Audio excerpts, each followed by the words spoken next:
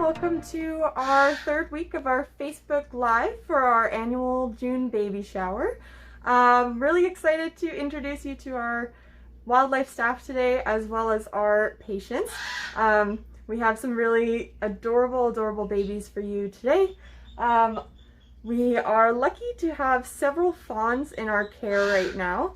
Kyla last week introduced us to a bunch of baby skunks, so if you missed that, be sure to hop on over to our Facebook Live from last week.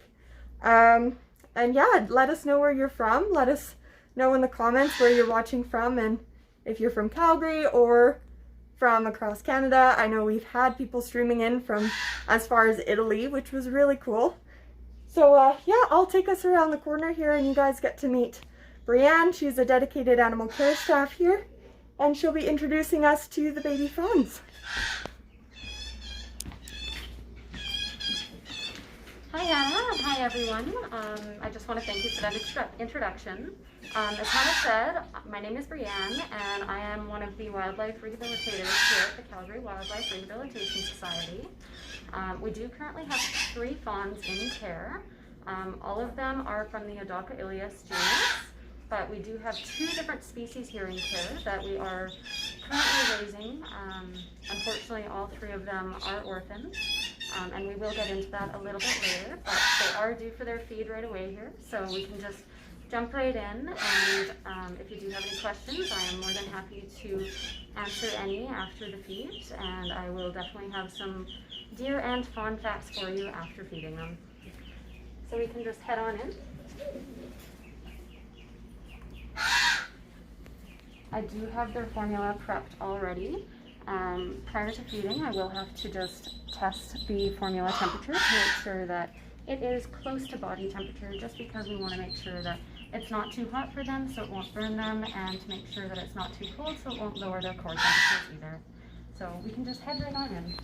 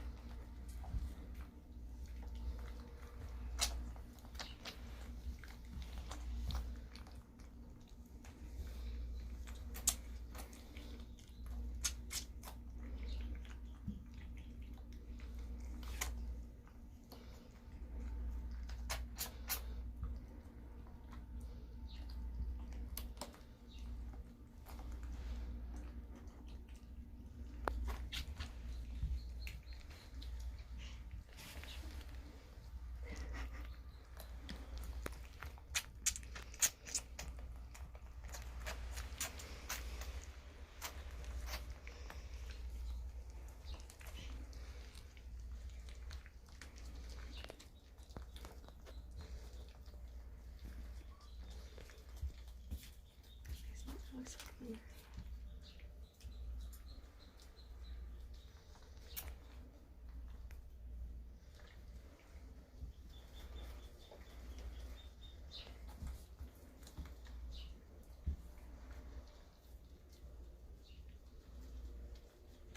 I'm gonna try switching up this nipple for you.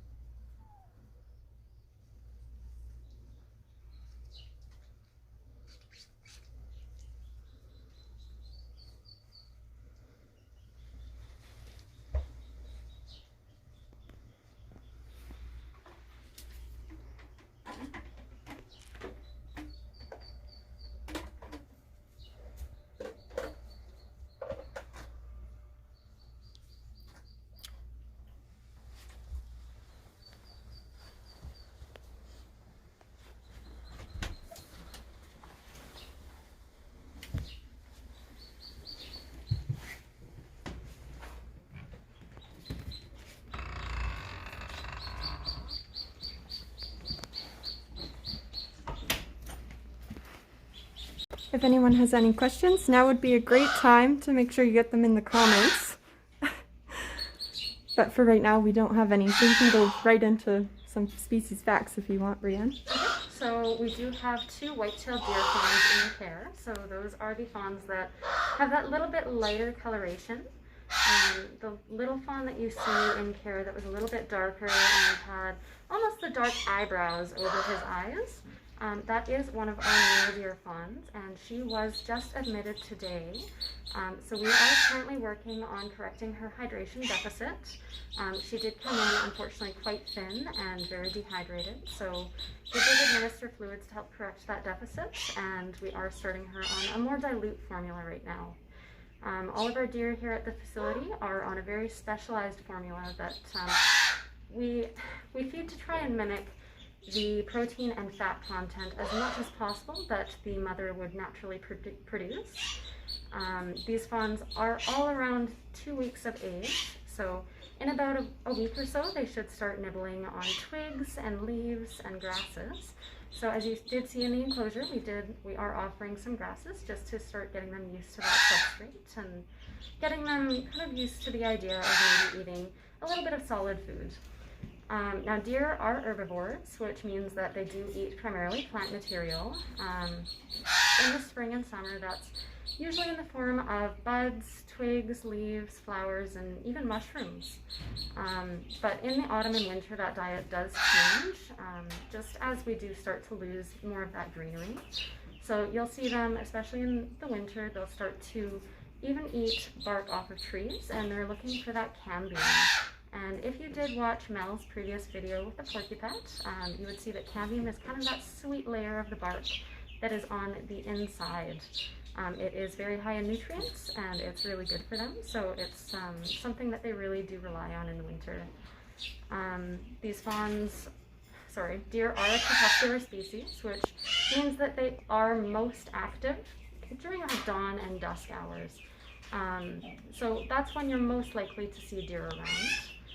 Fawns, unfortunately, are the victim of something that we call here in rehab as kidnapping. So mother deer generally will leave their fawns in a safe place for around 4 hours at a time. During that time, the fawn is usually nestled down in some deep grass or some undergrowth. And the fawn, when they are born, they don't really have much of a scent, so this keeps them quite safe from predators.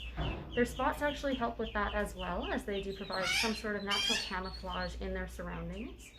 So the mother will come back every 4 hours or so. Sometimes it can be up to 10 hours, and she'll come back to feed and just check in on her fawn.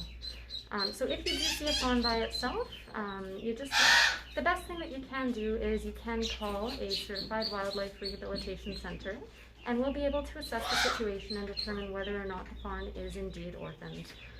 If you're not sure, the best thing you can do is just leave it there. Chances are the mother will return.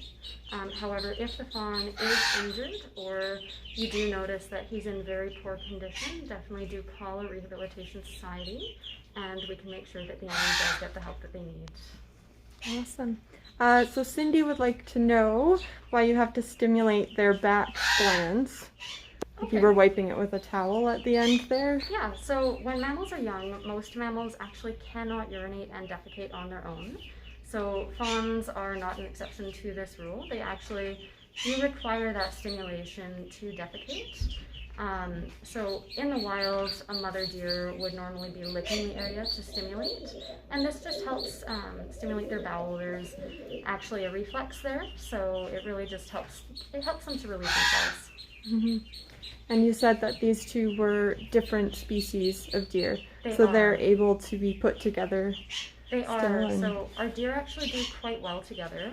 So we do have the mule deer, actually named for their very large ears that are reminiscent of a mule. And then we have the white-tailed deer, named for the inferior or bottom aspect of their tail, which is notably like a flagship white. So these deer do quite well together. Deer species are very good at coexisting when they are fawns. Mm-hmm. And is it true that the mother deer waves her tail to draw away predators when she's running from the young? or is that a myth? So white-tailed deer will actually engage in a behavior known as flagging. So they do this to alert other deer to predators or a threat that's in the area. There are a variety of behaviors that they'll exhibit as well. So you might hear them blowing or snorting or stamping. But with our white-tailed deer, the most common thing that they will do is they'll either wag their tail or they'll even lift it almost upright to flash that light. Very cool. Well, that's all we have for questions. So I can sign off. Thank you so much, Brianne. Well, thank you so much for tuning in. And again, if you do have any further questions, please don't hesitate to reach out. You can call our hotline at 403-214-1312, and we would be more than happy to help you out. Awesome. Thank you, Brianne. Thank The deer for second. You guys can probably hear the clinic noises behind us as we were doing this. We've got lots of patients in care right now. You're probably hearing the magpie young, as well as some ravens, and there was even a pigeon cooing in there. So we've kind of got it all here right now. The staff have been very busy and very dedicated, and we really couldn't do what we do here without your support. So thank you so much for streaming in. Thank you for supporting our organization and following along on our Facebook pages and our Instagram page. Every little bit counts and every little bit helps. So if you're at all interested in supporting our cause here and our mission here at Calgary Wildlife, please check out the links in the caption above. We have a wish list as well as a donation link.